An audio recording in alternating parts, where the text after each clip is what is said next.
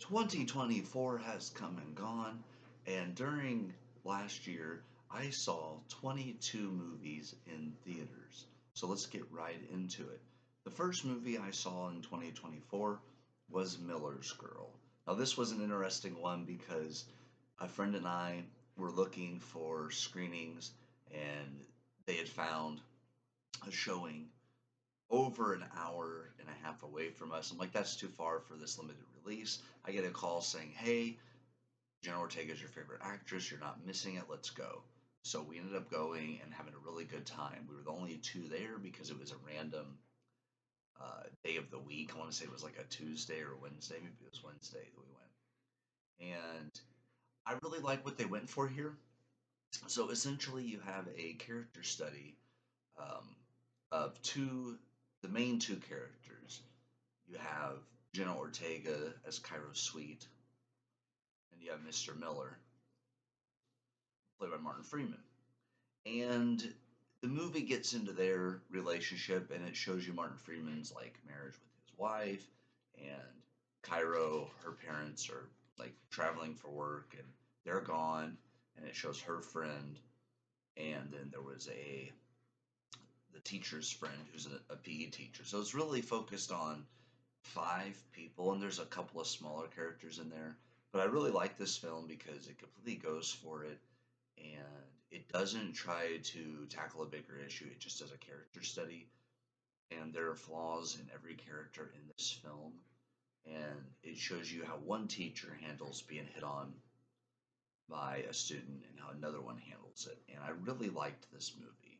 It was very adult themed. It was not for everybody by any means, but I thought it was a great film. I'm sad that it hasn't come out on home video yet. It's only available digitally, so I did buy it that way. But this was a great film. It just wasn't for everyone. So I think this was more for a niche audience. If you're an Ortega fan, you're gonna like this. She's great in this. Martin Freeman was great in this. So overall, it was still a great movie. Then in February 13th, I saw Lisa Frankenstein. Now this movie was very entertaining, but it very unique. It definitely is going to be another one of those cult classics. The thing is, it was in the 80s, and it played into that a little bit, but I do wish they would have played into the 80s tropes a little bit more. It was a good film. I'm not gonna say it was great. It was good, and I really like the paying tribute to Robin Williams with one of the outfits similar to his, having Sprouse wear that. This movie was fun though. Basically, girl likes a boy that's been dead for a long time, and she they kill people and they use the parts from the people to bring him back to life. They sew on various parts and try to bring him back as human. This was over the top fun. It's one of those like very weird movies, and you have to be into that sort of thing. And I really liked it. They also got the dad from Stranger Things to Mr. Wheeler to play the dad in this one. He's like the most unobservant dad. Like it's just great. And like I said, I had a great time with this one. This is one I need to watch with some friends of mine that are into this sort of thing. But this was a good film. The only thing I did say was it did have a rush ending. The ending feels like it comes out of nowhere. To have another 10 or 15 minutes to sort of build up to the ending and fully resolve this thing would have been good. Would have made the movie great. It was still good though, and like I said, it's going to be a cult classic. And I'm going to turn up the heat here because I'm getting cold. We're getting ready for a snowstorm here in Illinois, and it's starting to get colder. All right. The third movie I saw was February 23rd, and it was The Drive-Away Dolls. Now, the trailers make you think that there's going to be a trunk with money or drugs in it. I won't tell you what it is, but we will say it is not that. It takes a twist, and it is absolutely hilarious. I put this was hilarious. Now, I went with an older friend of mine and another friend, and we couldn't stop laughing. It's one of those films that it's so different than what you think it's going to be that it ends up being good. It was so funny, but once again, it was one of those films that you have to really be okay with crude and a lot of cussing and things. Overall, an enjoyable film. Definitely one I'm not going to forget. but it's not one that I would personally own just because I don't know how much replay value I would get out of it. So I would say for a one-time watch, this was good, but I don't know unless you have a lot of friends into this kind of humor. I don't know how much replay value it's gonna get. And the movies that sit on my shelf, not only do I love it, it's stuff that if friends were to come over, I would want them to pick it out to say, "Hey, I've never seen this. Let's watch it." And I only have a few friends that would really enjoy this. So overall, I will say it wasn't bad, but it wasn't a classic by any means. It was kind of a fun for a one-time watch. I was entertained enough by a first viewing to where I don't need to revisit it anytime soon. If somebody else had it on the back and just wanted to like throw something on in the background or wanted me to watch it with them, I would. So it's okay enough. We'll say that. Next up, March 2nd, I went and saw Dune Part 2. Now, going into this, I'd seen Part 1, but I have not seen the old school Dune. So I know this is a big scale. The only thing, I enjoyed this. This was an amazing sci fi film. The visuals were great, the story was great, the acting was great, everything there. The only thing is pacing. When the big moments hit, they're epic, but there's a lot of downtime in between the times where it's really quiet and you're just sort of waiting for the next plot point. So it does feel a little slow, but it's still a very good movie. This was an amazing sci-fi film. It's one that I am anxious to show some of my friends, part one and part two. So I will be revisiting this. I did buy the 4K of this one, and I did purchase Lisa Frankenstein. So I'll tell you if I bought it or not, too. Um, Next up, March 22nd, I saw Ghostbusters Frozen Empire. I enjoy it. The Phoebe has a really good story, and you kind of feel for her because she has like a rough go of things as it is. And the ghost character was awesome. I don't think it was good as Afterlife, but it was still enjoyable enough to where I thought it was a rather fun film. I'm looking at my top 10 here to see. At the end, I will give you my top 10. This was good enough. It was one of those films that I thought it had a good story. I really liked the character arc for Phoebe as you watch the film. And the ensemble cast here, they have a lot of fun. But once again, I do believe the last one was more fun. By all means, I will see any future installments in this franchise because I'm a fan. But this could have been a little bit better. But I do like the Phoebe story, so I put this was a great film. I enjoy it. Next up, April 4th, 2024, and I did buy this one. I bought that one and I bought this next one. We had Godzilla X Kong New Empire. Now, the little girl that speaks sign language with Kong had a really, really good story with her and her mom. And that aspect I really like.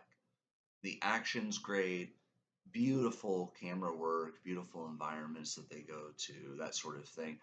She starts writing things, the deaf girl starts writing things on her desk, and it ends up being sound frequencies.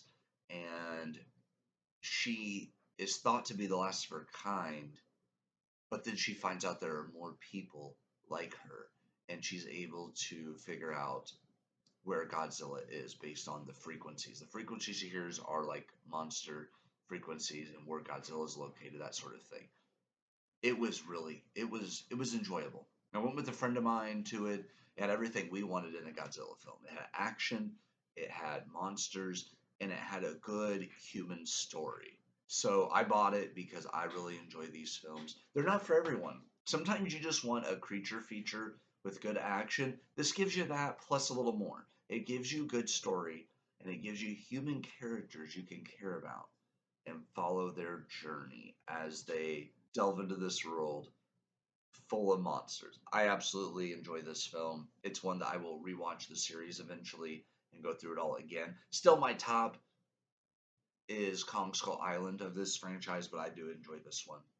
Next up, April 19th, I saw Abigail, and I did buy this one. I put Epic. This movie, Melissa Barrera is a great actress, and I really enjoy her in Scream 5 and 6. I'm very disappointed that she's not going to be in 7, neither is Ortega. But they kind of made 5 and 6 for me. They were really good. Their sisterhood storytelling was great. But going into Abigail, I knew I wanted to support Barrera. I don't think she did anything too wrong to get canceled. So I decided, you know what?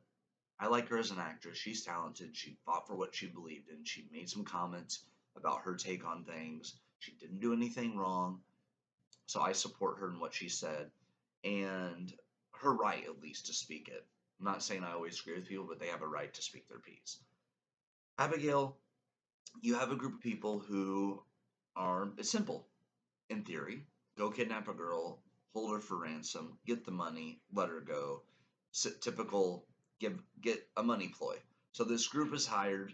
They go kidnap this girl who appears to be a normal girl, but as the movie progresses, and it does show in the trailer that she is a vampire.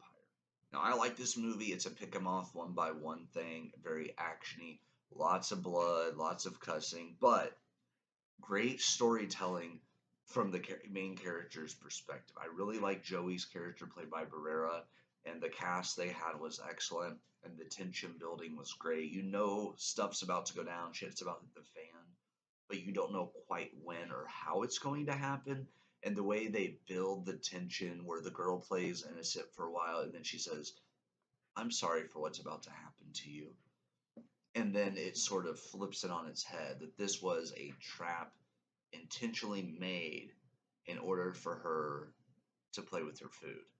And I really liked that aspect of it. I really liked the way they did that. This was a good vampire film. I love action, and I'm really big into actiony vampire films.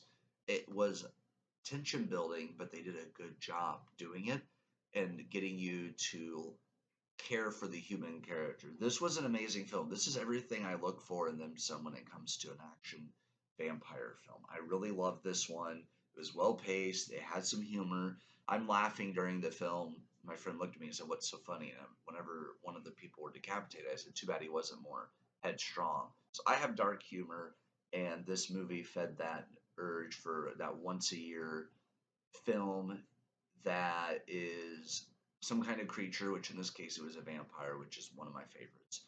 And it did a good job in telling the story it wanted to tell in a fun way. Radio Silence, keep making your films. I absolutely adore you as a studio. I love what they do where they get these people into these isolated places and make you root for the character to escape and make it out alive. So I really did enjoy this one. Kudos to them for making another epic film. Just a top phenomenal vampire film, one that I will show my friends. I've already shown one friend, he enjoyed it. And in fact, we have a channel called the Trick or Treaters, and that is dedicated to media, physical media. We're big advocates for collecting physical media. Hop over there, check us out. We have a good time. Number 9, May 7th, be my grandma's birthday actually. I went and saw Tarot with a couple of friends. I was entertained by this. This movie got a lot of hate and unjustifiably so. Make your own opinion. Yes, the kills were not the most brutal and a lot of it was off screen, but it didn't need to be on screen. I really sometimes don't want to see all that. I really enjoyed the way they did this. We had back to back horror films here. Actually, I saw 3 or 4 horror films in a row. Tarot was, I didn't buy it. It's not one that I'm going to rewatch a bunch. But if I had a group of friends over and we decided we were going to watch a horror series or a bunch of horror films together, it would probably be early in the list because it has, it's good enough to be respected. It's not great, but by any means is it one of the worst horror films I've ever seen. It's not one of the worst films of the year. I enjoyed this. I went with a couple of friends. They said they liked it as well. I really liked the card aspect of it. I like whenever horror does something just slightly different, even if it's similar to things we've seen before, they change it just enough to make it different. This one was good for a one time watch. I would revisit this with friends. I wouldn't watch it by myself just because it's not, it's one of those films. I think it's, you put it on, you talk with your friends, you react to it together, and you have conversations like what if or what would you do in these situations, sort of things, and sort of make it like it's a very much a social movie. I would watch this with friends and have it as a social experience. Everybody wants to have like some food, some drinks. Let's sit back and watch it and just like commentate on it. It's one of those type of films. So I can't sit here and say it's great, but it doesn't get deserve the hate that it gets. Speaking of movies that and hate deserves to get. May 26th, I went with a friend of mine to see The Strangers Chapter 1. Now, I was a big fan of Riverdale, and Madeleine Petsch is one of my favorite actresses. I really, really adore her as Cheryl Blossom in Riverdale. She's so good at playing these intelligent characters with quippy one-liners, and I absolutely love her for that, and she's so good. Problem in this one isn't the acting. The acting in this one by the main two characters is fine. It's the story. It's the unbelievability of stupid decision. In horror, a lot of times you have your characters make not the smartest choices in order to have them fall for some dumb things, but this was overkill. I'll give you an example. There's a scene where the female masked killer, whoever it is, has a gun, or it comes up to the guy and he gets the gun and points it at her. And instead of shooting her and making it 2v2 instead of 3v2, he just stands there for like 30 seconds to a minute of screen time where she's able to call for backup by kind of being loud, and he doesn't shoot her, at least injuring her, and he gets hit in the head. And then at that point, I'm rooting for the killers, because how I would have wrote it would have been, he holds up the gun to her. He has a split second of hesitation because of what just happened at the Airbnb, and as soon as as he's lifting up the gun to point it at her, it immediately gets knocked out of his hands by the axe wielding killer, and then he is knocked down, taken it. That I would have bought. That would have been like, okay, he had a split second of hesitation.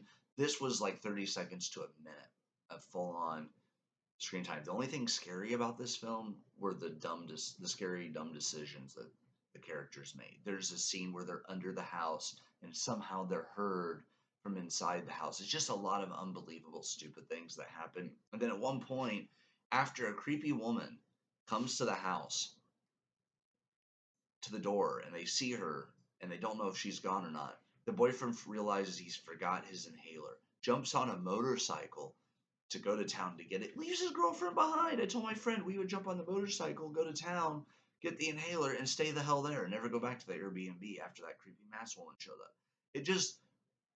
It's so dumb.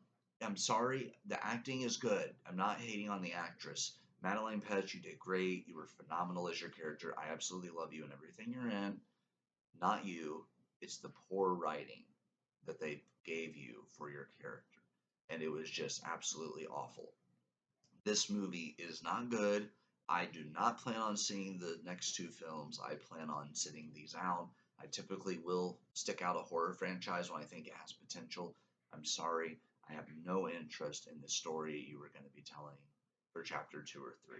So this one, the worst movie of the year for me, just awful. It would be fun to have a few drunk people at a bar to like commentate on how bad it is. That's about it. I got no entertainment value out of this other than how poor the decisions were that the cast made. June 8th, I went to see The Watchers with a friend of mine. At the end of it, my friend looked at me and said, "Well, I was entertained," and that summed it up.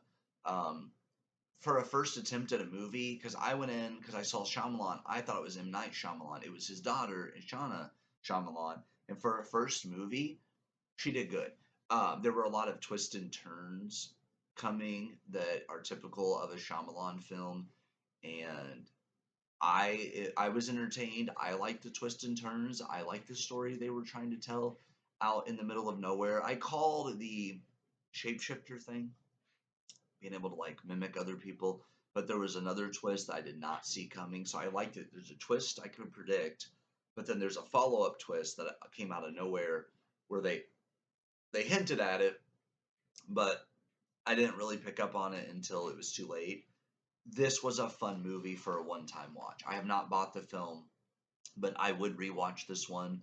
It was entertaining enough, and for a first film attempt, I think she did fine, and I think she still has potential to be a good storyteller. It didn't knock it out of the park, but it also didn't stink. It's kind of somewhere in the middle where it's just an okay film. It's something that I was entertained by for a one-time viewing, but by any means did I love this film. It was okay.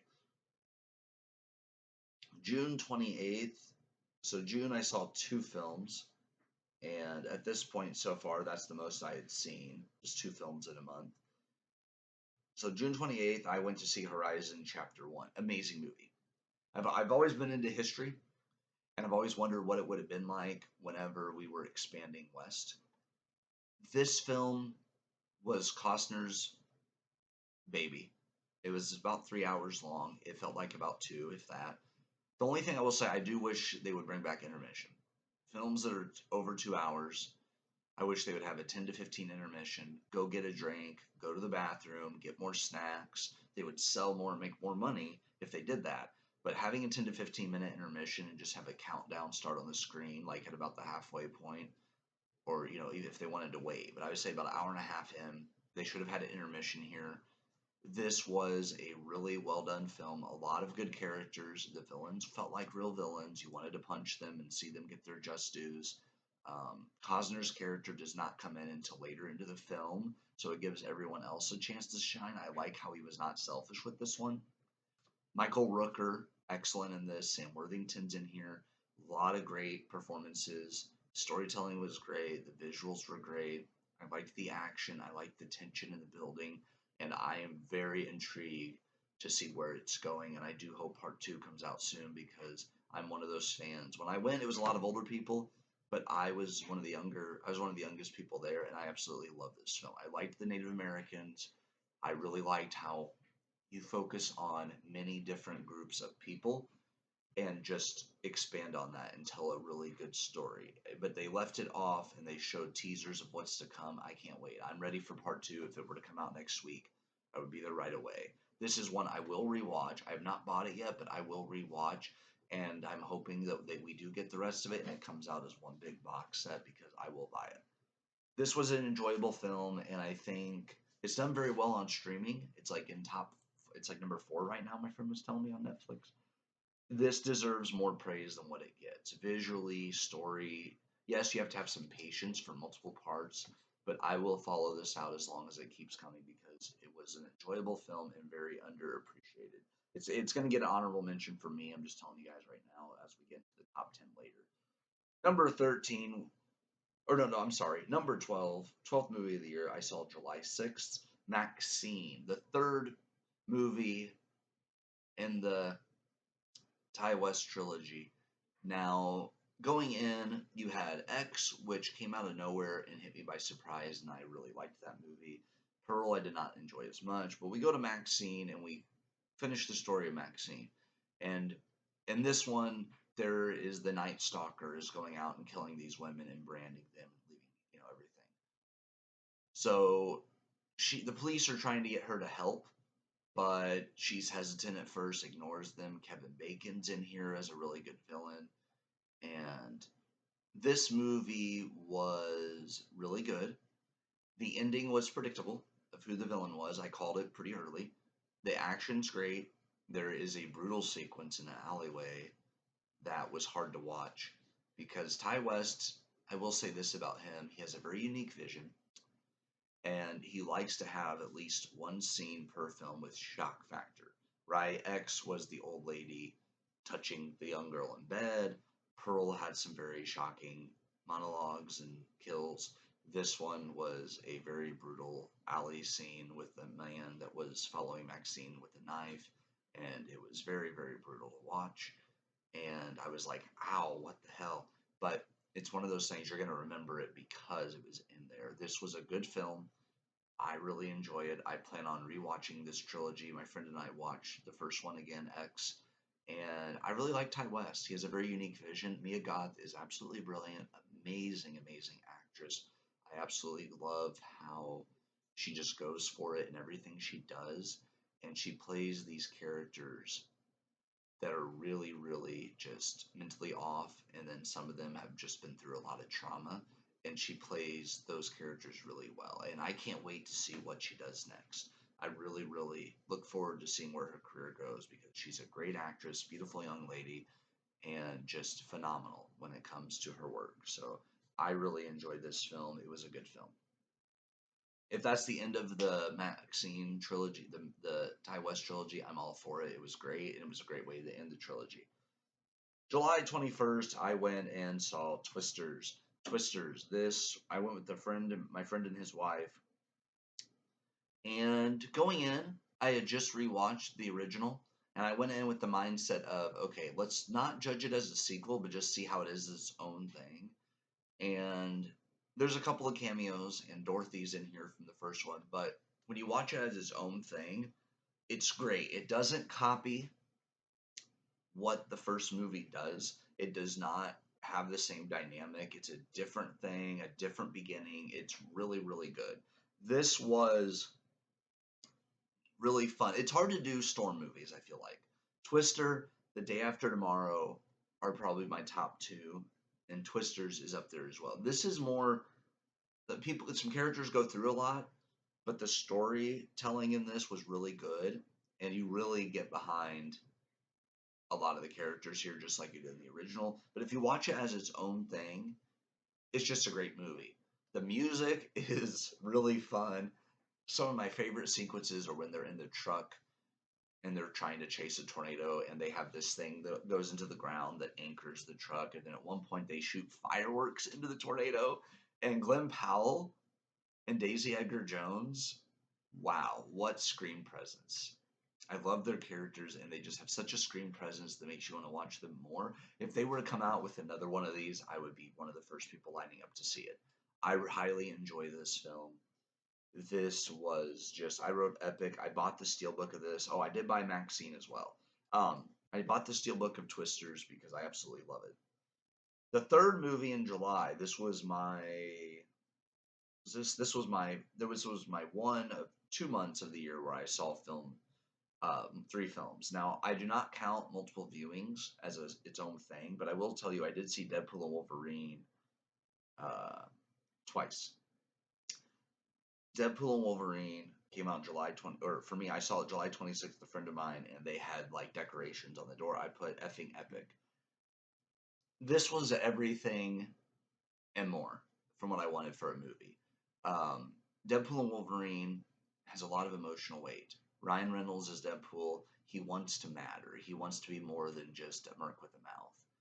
And I really like this scene with Happy, and he explains what he's wanting and how he's wanting to be an Avenger. And Hugh Jackman coming back to reprise Wolverine. I said it before in a previous video on this channel. He's my favorite MCU character because of how long we've been with him.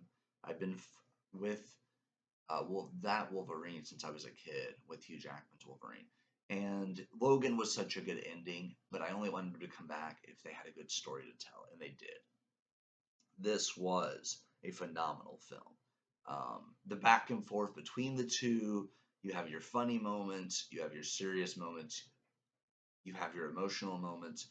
The people, the surprise characters that show up in this, I won't call them cameo because they're more than that. They're surprise appearances where they come in and they stick around a while. But it was so good to see some of these people back, and a good farewell to the Fox era of superhero films. Um, Hugh was my favorite part of this film. The emotional weight, how he sees himself as this guy that isn't worthy of being called a hero, but yet he still is a hero. And I really liked that aspect of it. Um, yeah, this was just a great film. The action was great. There was a lot of funny things. They had a random soundtrack, it felt like, but it only works in Deadpool and Wolverine. If it was any other film, the soundtrack wouldn't have worked. And basically, they're trying to fix a timeline. The anchor being Iron Man, of course, or anchor being, sorry, not Iron Man. The anchor being Wolverine dying the way he did was collapsing the timeline. So he has to go find another Wolverine to try to save his timeline, and he says, "You could have got me a new Wolverine, but this is the worst Wolverine." The action was great. I liked Cassandra Nova. I liked the Wasteland and how they did everything. Seeing the people come back that came back is great, and I'm hoping we get a Deadpool Spider-Man movie plus a Wolverine and X-23 movie. X-23, the same actress came back. Her character's great. I want to see a movie. She deserves her own film with her and Wolverine, or even just a solo film. I really loved it, and I cannot wait to see the MCU's take on the X-Men.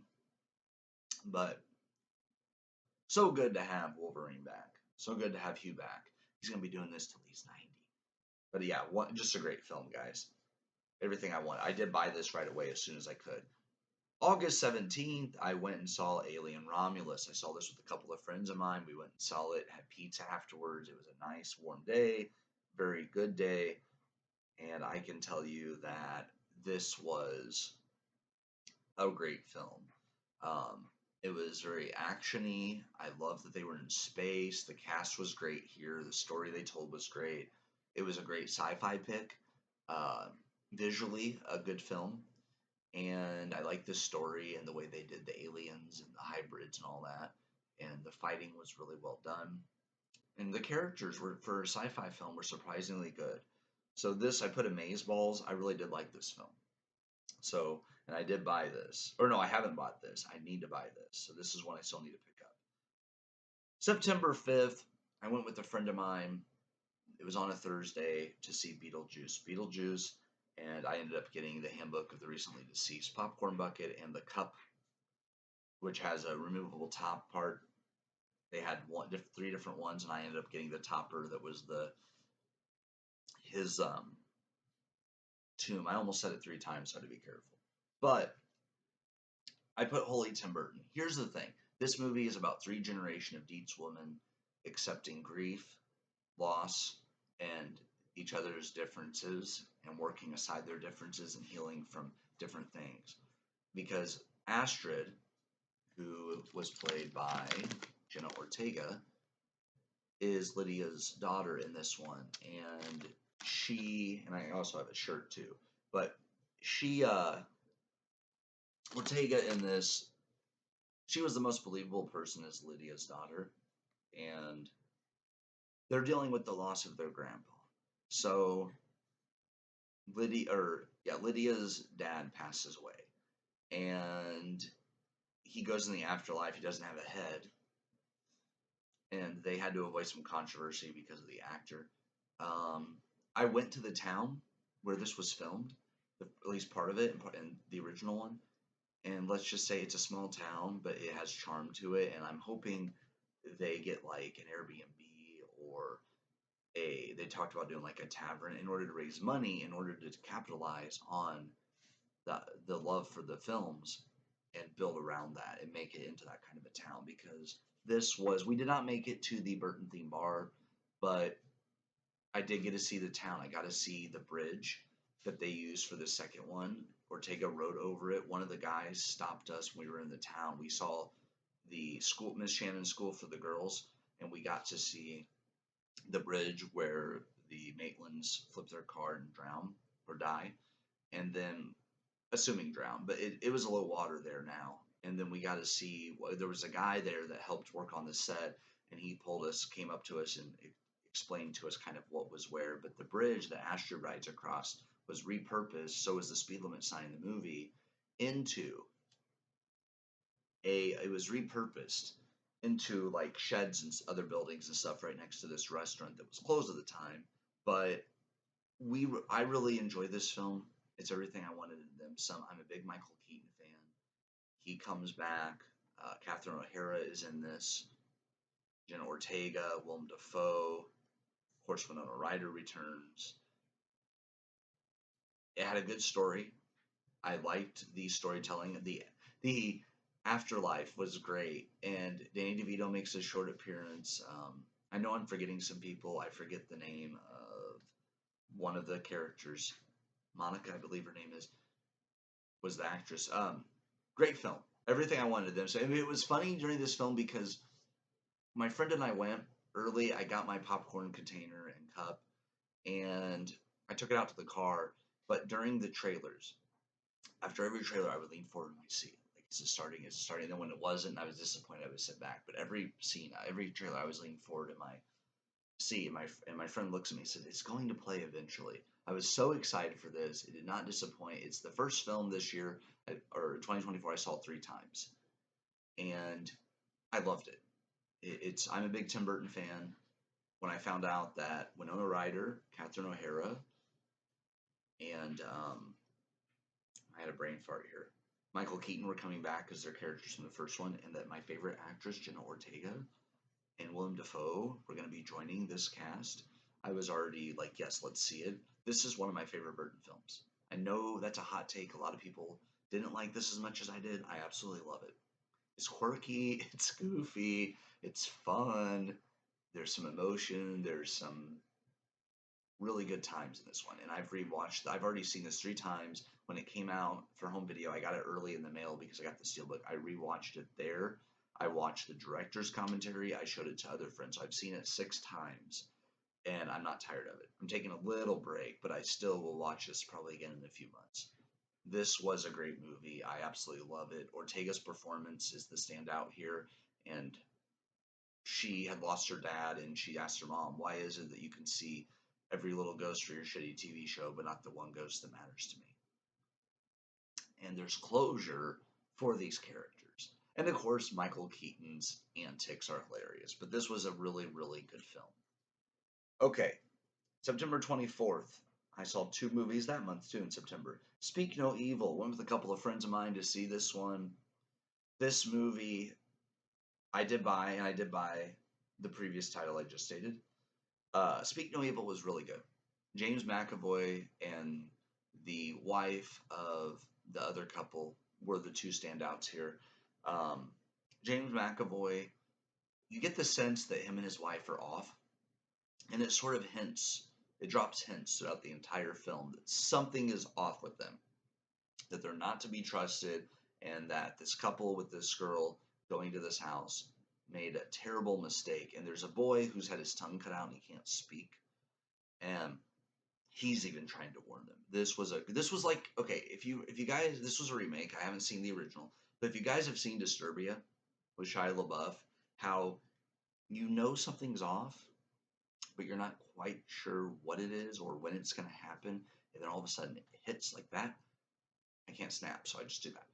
That is what this is. It's tension building suspense, and they do a really good job of building the tension. James McAvoy is phenomenal in this movie. He plays creepy really well, and he gives off really good vibes in this film as far as being able to pull off creepy. He does a good job with this. Shouldn't say good vibes, bad vibes, but he does a good job of making you feel uneasy, and you have to be okay with being uncomfortable because this is one of those uncomfortable films. It's one of those you're rooting for the family to escape and make it out, and then whenever the twist is revealed and shit hits the fan and people start getting attacked, this movie takes it to the next level. It knows what it is and it runs with it, and it did a great job with it. This was a really enjoyable film. I did buy a copy because I do have some friends that are horror fans, and I'm getting more into horror as the years go, but I'm very picky in horror. This was great. Then in October, I only saw 1 movie due to being on vacation and being on the East Coast a lot, which I will talk more about on this channel as I do a series of videos talking about my East Coast trip that was amazing. Vermont, Massachusetts, New York. We stayed Ohio, more Midwest there, and or Pennsylvania. We just sort of worked our way up the coast. And so I'll get into that. But October, the only movie I saw was right before we left. We went and saw The Wild Robot. That was October 17th. I went with a friend of mine. I bought this film as soon as it came out on 4K. It is great. You have a robot who is meant to really help humans make their lives easier, and it ends up into this forest. And the animals kind of attack it, run away, whatever, and it starts studying the environment. And the robot raises a bird named Brightbill and tries to teach the bird how to fly. And then there's a fox that stays with them. I love this film. It was a cute film, and the wild robot gets attached to Brightbill, and there's a hesitancy because knowing if they help Brightbill learn how to fly, he may never come back. But then there's also that you would be holding him back if you didn't. So Brightbill is an outcast due to being raised by a robot. But then they learn to love the robot, and they rely on the robot to save them all. The story they told was great. It is a book series that I need to get. It was really well done. This was one of the better animated films, and we've had so many in the last 10 years. But this was not a let's hurry up and make a bunch of money. It was let's tell a good story based off the book. I need to read the book to fully assess that aspect of it. but I really like this one. This is one I will rewatch. I will show friends because they asked me how it was, and I said it's a great movie. It's a must watch. I really enjoyed this one, and the story they told was very touching and very good. I can't really go full into this too much because it's such a good film, and it wouldn't really do it justice for me to talk about it for like 10 minutes. But see it, form your own opinion. But it's great. Next up, November. I saw 3 films in November. Nora. This is Mikey Madison starring.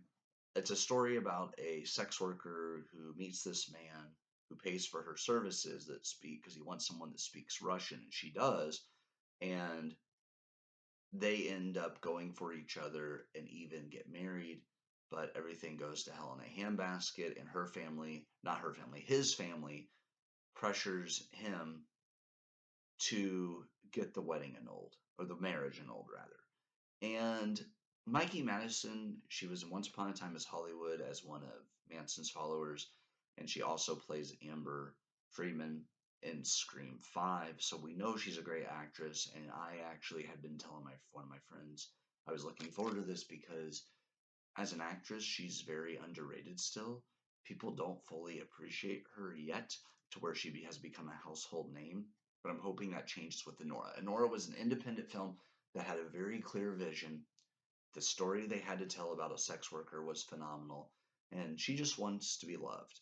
And she's used to everything being transactional, and there's a lot of cussing, there's a lot of nudity. My friend and I joked that if anybody asked, we'd seen Wild Robot again. But despite the nudity, we got to see what it's like for a sex worker. And you get the sense this isn't, she wants a way out. This isn't what she really wants to be doing with her life, and that she deserves better. And while I do not shame sex workers, you can't help but feel for them. And her character was really good. And there's a lot of cussing and improv, she said, where it's like, what the F are you doing? The only thing I will say about this one that I didn't like, and it's part of the film, there's like 15, 20 minutes where they're looking for her husband and they're just going place to place. And it's a lot of her saying, what the F's going on? Where the F is he? And it just goes on and on and on. But that's just part of the story. And I'm pretty sure that was a lot of that was improvised. But I enjoy this film highly. Mikey Madison had a very standout performance. This should put her on the map as a rare talent. She can do Crazy Killer. She can also do someone that's been through a lot and is very tough, but worthy of love. And I really like the story they told with this one. I enjoyed this one. I saw this with a friend of mine and just thought it was amazing. Um, and it went by really quick. I will be buying this when it comes out. I did, like I said, did buy the Wild Robot. And Nora, I will be buying when it comes out because I love the story it told, and Mikey Madison deserves her flowers for this performance. She was the standout performer here. November 17th, on my birthday, I saw Red 1 with a friend of mine. I wanted to see Venom, but my friend had already seen it, so we went to see Red 1. And this was okay enough. Chris Evans was the best part of this movie, in my opinion. Kiernan Shipka as the villain. The Witch was great. The Rock was in here. J.K. Simmons as Santa Claus. This was. It's not classic. It's not Christmas Story, Elf, Home Alone level. Violent Night, even. It's one that you might watch every 2 to 3 years, not every year. It's not to that level. I enjoy it for what it is. Um, I would say this is one of those that you watch and form your own opinion on. I liked Chris Evans' performance here. It's kind of like whoever pays him the most, he's going to do, and he's a level 4 naughty lister. Krampus is in here. The Witch, Kiernan Shipka, owned her role. It did not need the money. I mean, for star power, I know they spent a lot of money, but they shouldn't have spent this much money for this type of film. It's very actiony. Um, then the story is good enough for a one-time watch. And like I said, I would probably buy this just to rewatch it here and there, but it's not by any means a classic. It's not going to be one I watch very often. I'll watch it with some friends, and it's good enough to watch, but it doesn't deserve the hate it's getting. I'll put it that way. And Cody Leach said it best on his channel. Is it great? No, but it does not deserve the hate it's getting. It's unjustified how much hate this movie is getting. I enjoy it. It's fun enough. It's good enough to watch. And like I said, I would watch it again on occasion. as an action Christmas film, but it's not going to be a Christmas classic. It's sort of one of those mid-tier where it's not great, but it's not bad. It's watchable. So they did what they needed to do with this film. It gave you a little bit of Christmas cheer with the storytelling of Chris Evans' character. Two more films here. November 23rd, I went with a friend of mine to see Wicked Part 1. I saw this one 3 times as well. So the second film I saw 3 times. I'm a big Ariana Grande fan. So going into this, I was excited to see how she was going to do in a full-length film. And she became Glinda. And Cynthia Erivo as Elphaba, wow, out of this world with her and Ariana, both their vocals, their acting, the story they told. I went in blind. I have not read the book. I have a book, the copy of the book, 2 copies now actually. One was an older one that was nice because it was older, but then I got a new one with the new poster with those two. Just wow, you feel like you're entering Oz from the first scene. Going in, I didn't know what to expect. This blew me away. They planted 9 million tulips for the film, so it would be real. Everything they made was usable. It was all like practical. The special effects, a lot of them were practical. The fact that they sang live, and while Cynthia's on the broom, Cynthia Erivo sang live. This also had the best scene of the year.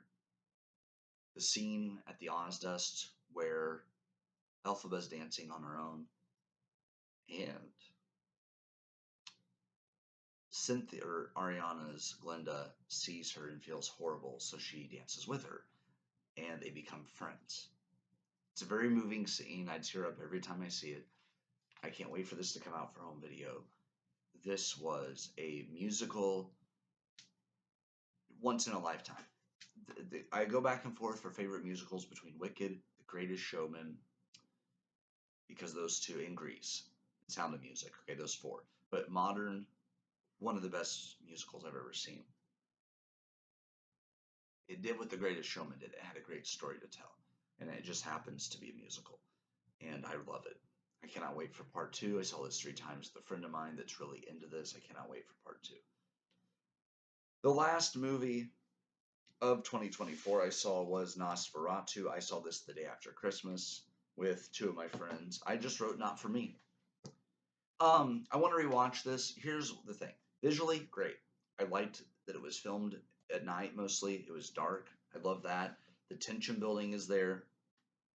I think it's that there have been so many, just in the last few years, I've seen Renfield, The Last Voyage of the Demeter, and Nosferatu. So we knew where the story was going. Lily Rose Depp is a standout in this. Skarsgård does great as Nosferatu. Willem Dafoe's in this. The acting's great. The problem I had was I've seen this story a few times, and I need to watch the original, of course. But visually, I enjoy it. I can't say it's a bad film because I don't hate it, but I can't say it's one of my favorites either. It's somewhere in the middle. I need to rewatch this. A couple of things here. I had trouble hearing and understanding the dialogue because of the accents. It needed captions. I mean, it did for like the German, but it needed captions for the whole film. I was having a hard time hearing it, and we were in the back row, so that could have played a factor. I looked around, people were sleeping, people were checking the time on their phones to see when it was ending. And then when Defoe comes on screen, people perked up. But this movie was not for me. I like vampire films, but this was not it for me. I can't say it was a bad film. I can't say it was a great film. It's one I need to rewatch, I think, to fully appreciate. Now, I'm going to give you my honorable mentions here. Ghostbusters Frozen Empire. I enjoy it enough, but it by any means is not top 10 for me this year. Miller's Girl, probably like 11th. It deserves to be given more recognition, but it wasn't for everyone, but I enjoy it. Maxine, honorable mention, Mia Goth in this, great. Godzilla X New Empire, good enough. I liked it for a monster flick. Okay, and number 10, Dune Part 2.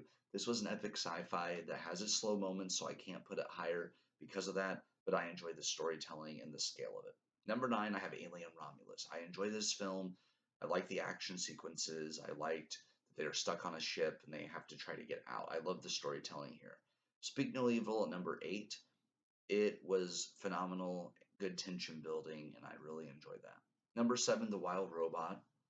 Number 6, Abigail, simply for it being a vampire action flick with good pacing and good storytelling. Number five, Twisters. This was a fun film that I really enjoy, and I can't wait to revisit both back to back. Number 4, Honora. Just a great independent film that deserves more praise than what it gets. Number 3, Deadpool and Wolverine. This had the emotional weight and was Ryan Reynolds and Hugh Jackman both nail it. Number 2, Wicked Part 1.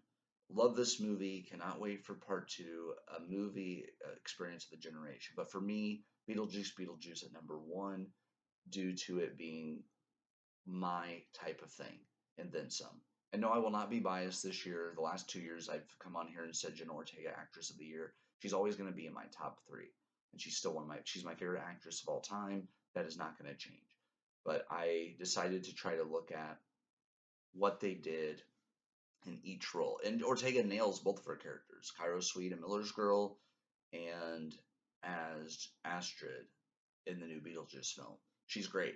So I will say, favorite actress of all time. I love her believability, and I just like her as an actress a lot. That's all I'm going to say on that. Um, so here we go with that. Scene of the year, Wicked Oz's dance scene. Actress of the year, Mikey Madison.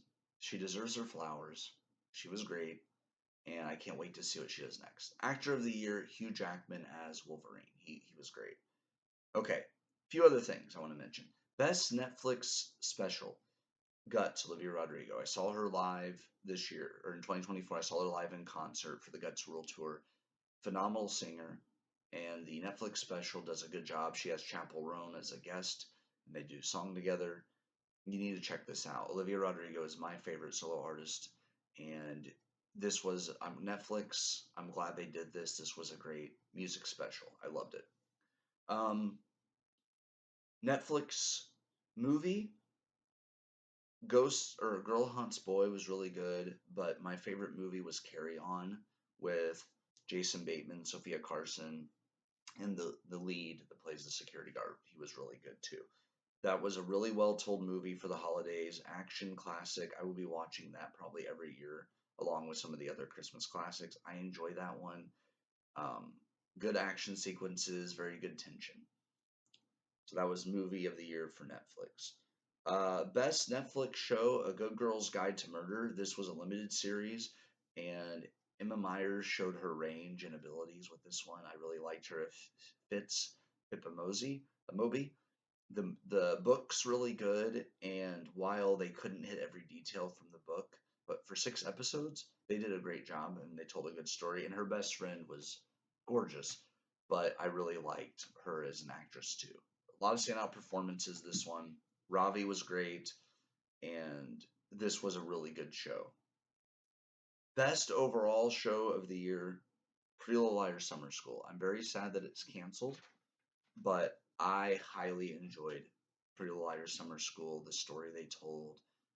Tabby was my favorite in season 2. Season 1 was Farron, season 2 was Tabby. But I love the story of these girls, and I'm very sad that it's ended. And I'm also very sad because they told a good story. They had great characters. Bloody Rose character was really cool. I love where the story went. It was a lot of fun. It was very scary, a lot of drama, a lot of fighting. It was great. And then I'm also sad to see that 90s show go. I had a really fun time with that one. It was funny as hell.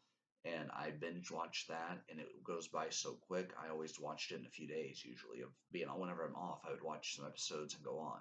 But I like to say that Pretty Little Liars Summer School did it for me this year. You had Imogen, who went through so much with having the baby and having the closed adoption. She was trying to protect him.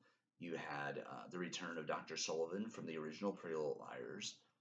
You had the continued story of the original A, Archie, what happened with him. They left it on a cliffhanger, and I'm really sad to see it go because I wanted to see what happened to Imogen, Tabby, Farron, Noah, Mouse, Kelly. I wanted to see what was going to happen. Greg evolved. He was revealed to be an ally this season. I could go on and on about this show, but I will tell you guys this: 2025 is going to be stacked. Stranger Things, the final season, Wednesday season 2, which I'm highly looking forward to those two. I'm thinking about checking out Squid Game here. I've been hearing good things. Um, I will say, overall, a great year for movies. There were some stinkers in there, but there were some good ones. And this year, I keep saying next year, but 2025 is going to be different because here's the plan. I'm going to come on this channel and do a review after each movie I watch. Whether it's a movie on Netflix or in theaters, I will be doing a review day of. And then at the end of the year, I will be doing my top 10 and actor, actress of the year. But thanks for tuning in, guys, spending part of your day with me here at the Broship. I had a really good time this year going to theaters, and next year, or this year, 2025, I plan on reviewing films as they come out within a few days of seeing them. And then at the end of the year, doing this again where I go through and talk about each film and my final thoughts on them and then where I rank them. So, yeah, movie of the year, Beetlejuice, Beetlejuice. And I don't think there could have been any other film. Wicked was right there. I went back and forth on those two and Deadpool and Wolverine, but ultimately, number one has to be what was made for me. Most anticipated stuff of this year: Wednesday season 2, Death of a Unicorn, The Fantastic Four, First Steps. So the MCU's take on the Fantastic Four. Those are some of the top ones I'm looking forward to, and there's going to be a lot of good films this year. I can't wait to share them with you here on the Broship. Thanks for tuning in. Like, comment, subscribe, and I will see you guys very soon.